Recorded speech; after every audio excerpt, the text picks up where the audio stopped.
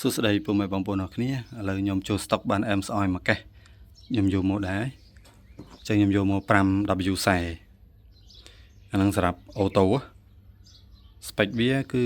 គេដាក់លើ10អូតូគ្រាន់ថាវា MA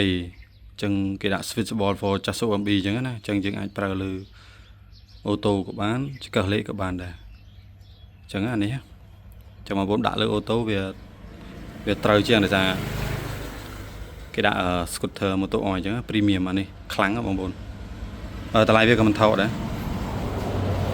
តម្លៃវាក្បែរ$20បងប្អូនចង់ដឹងអីអាចទាក់ទងមកបានអញ្ចឹងសម្រាប់ប្រេងអែមស្អយគឺប្រេងដែលនាំចូលពីអាមេរិកហើយຂະຫນាតដោយសារប្រេងនាំចូលពីអាមេរិកគឺຂະຫນាតវាគិតជា quart អញ្ចឹងមួយ quart វាស្មើនឹង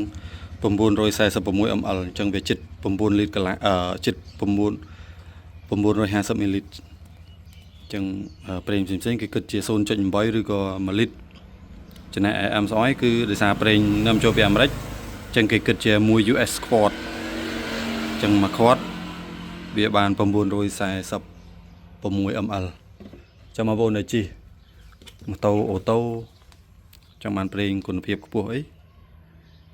បងប្អូនអាចសាកអែមស្អយបានណាតម្លៃអត់ធូរទេបងប្អូនតម្លៃក្បែរ$20បងប្អូនទិញឥឡូវមាន promotion ថែមជាទឹកលាងប៊ិចសាំងឬក៏ប្រេងជំនួយ Easter បន្ថែមណាដោយសារខ្ញុំ promotion ចូលឆ្នាំខ្មែរអញ្ចឹងទឹកលាងប៊ិចសាំងក៏ដូចជា Easter ហ្នឹងតម្លៃ$3អញ្ចឹងបងប្អូនទិញមួយដបទទួលបានមួយ free